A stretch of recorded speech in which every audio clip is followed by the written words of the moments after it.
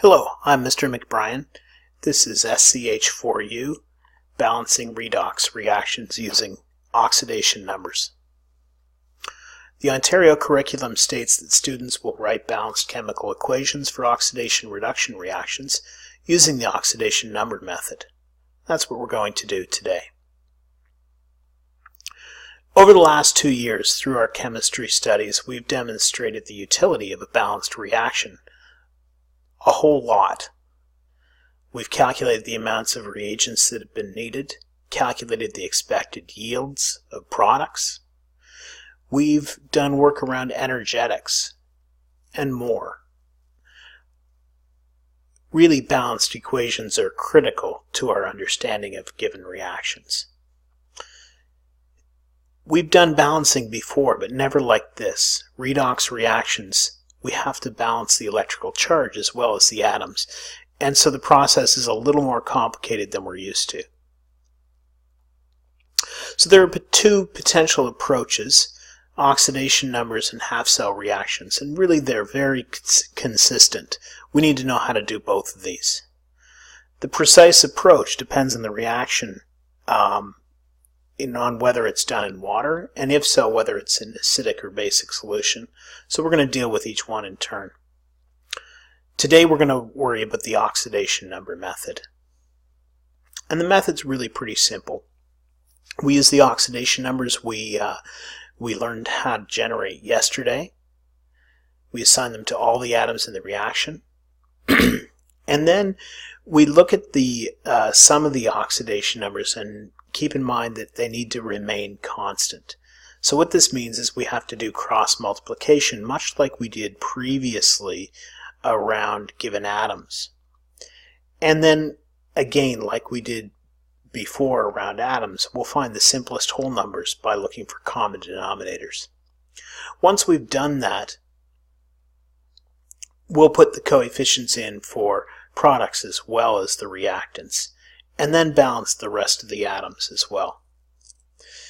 Now, what we're going to find is that when we're working in water, we have to balance oxygen first, and then after we've done that using water, balance hydrogen by adding protons. In many ways, this is easier to see once we do go through some examples. So this is kind of interesting, this idea of introducing water in order to balance the equation. Most of the redox reactions we'll consider occur in aqueous solution, and in these cases it's common for water to be involved, essentially because the pH changes. We'll detect this by following the oxygens and hydrogens in the reaction, and it'll be pretty obvious to us as we work. Balancing the reaction, though, we have to be aware of it, whether it occurs in acid or basic conditions, just for some bookkeeping that we're going to do at the end.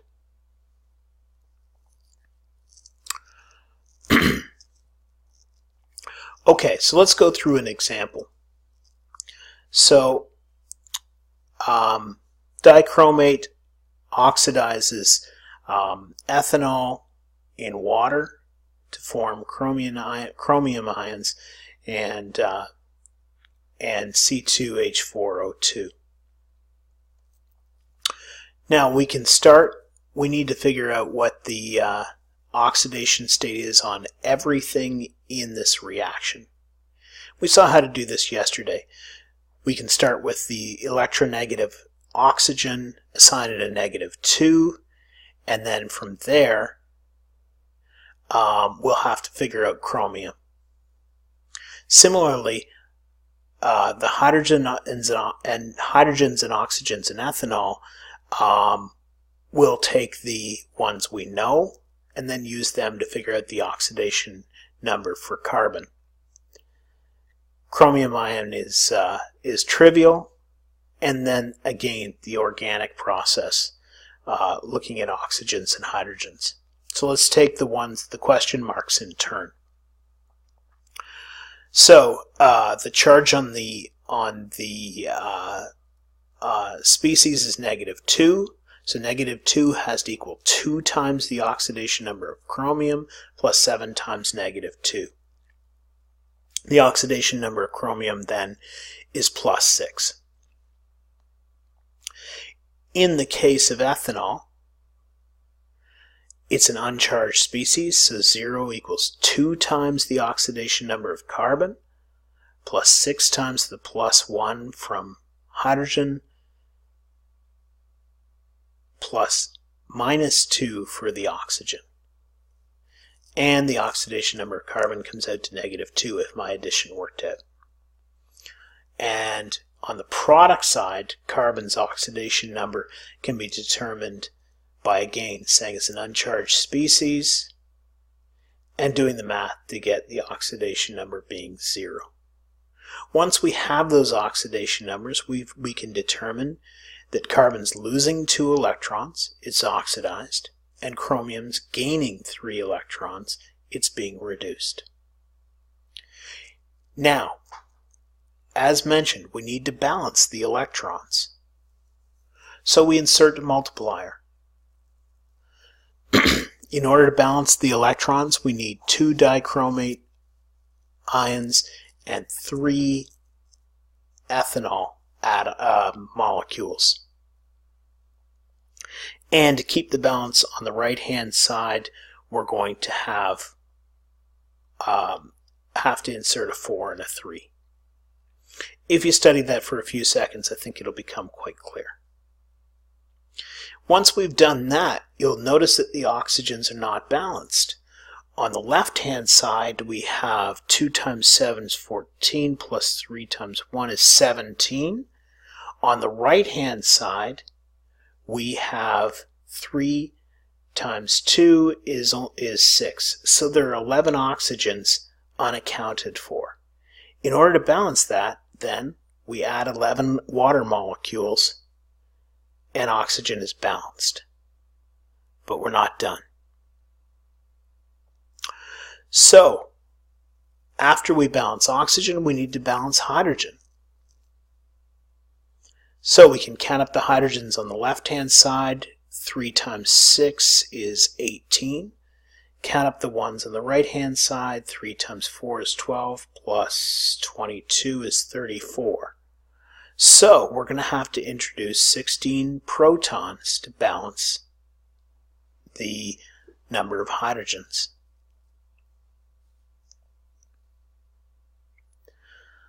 So the final step is to cancel everything that appears on both sides. In this case, there's nothing to do. So there's nothing that's on both sides. Now, we've essentially completed our process. This is our balanced redox reaction.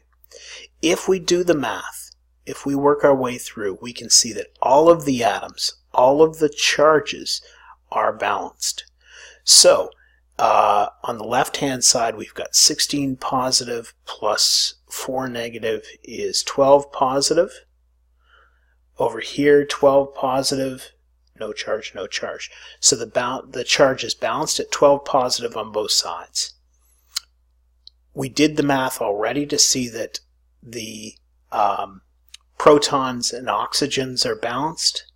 We've got 6 carbons here, 6 carbons here, 4 chromium here, 4 chromium here. So we can see that everything is balanced. So anytime we do one of these processes, it's a good idea to go through and check that all of this is balanced. There is no reason why you should ever get one of these questions wrong. Okay, so what about in base? In base, the process is exactly the same until the final step. The only thing we're going to do is at the end, of course, in a basic solution, there's virtually no protons in solution, and so we need to remove these from the equation because it doesn't reflect reality in that solution. And we just do this by adding hydroxide to both sides, and we'll see how this works in a second. Okay, so let's take a case of NO2 negative reacting with iodine to form NO3 negative plus iodide. Again, we assign the oxidation numbers, a -2 for oxygen, 0 for elemental iodine, -2 for oxygen, -1 for our charged species. Now we need to do our calculation for nitrogen. The charge on the molecule or on the ion is -1. So the oxidation number for nitrogen plus -4 equals -1 should equal +3. In this case, again the charge is -1.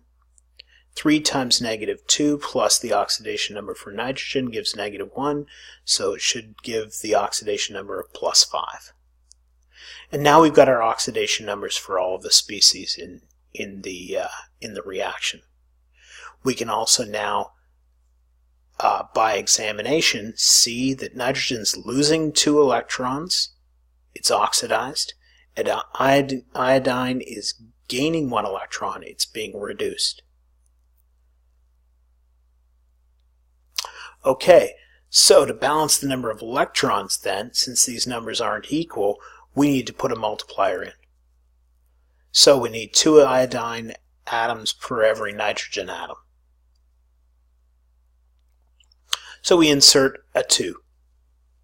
The 2 was already cleverly inserted there by the molecule itself on the left-hand side, so we just balance it on the right-hand side. In this case, a pretty easy exercise. Next, we need to balance the oxygens.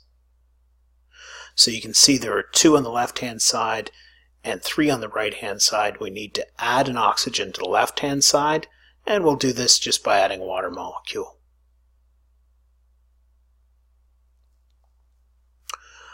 Now once we've done that, we need to balance the hydrogens. We balance the hydrogens.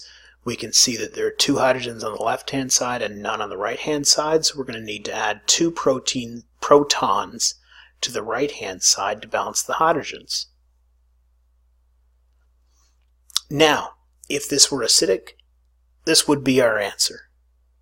But we're in basic solution. It isn't logical to have any protons in there, so we're just going to add sufficient hydroxide to get rid of the H+. And of course, what we do to one side, we have to do to the other. So we add 2 hydroxide to the right-hand side and to the left-hand side. And then we're going to use the hydroxide and the protons, allow them to react to generate water, and keep the water on the right-hand side. So we've got 2 waters on the right-hand side. And we keep the hydroxide on the left-hand side.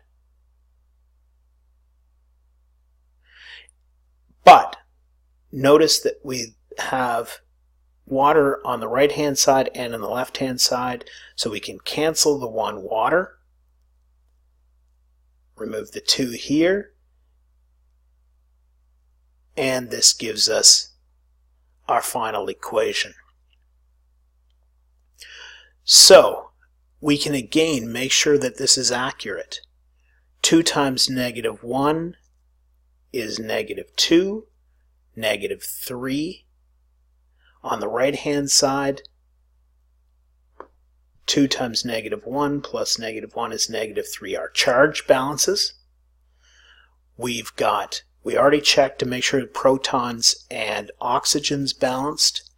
1 nitrogen on the left, 1 nitrogen on the right. 2 iodine on the left, 2 iodine on the right. This looks like a well-balanced equation. So to summarize, balancing redox reactions is more complicated than other reactions, but we can do it quite simply by tracking the charge, hydrogen, and oxygen as we work and working systematically. And the approach that we make has a small dependency on whether it's acidic or basic solution. When we're finished, atoms and charge should balance between the sides. Okay, for your homework, please read section 9.2 in the textbook, do page 617, number 3 and 4, and do the balancing redox worksheet. Thanks very much. Have a great night.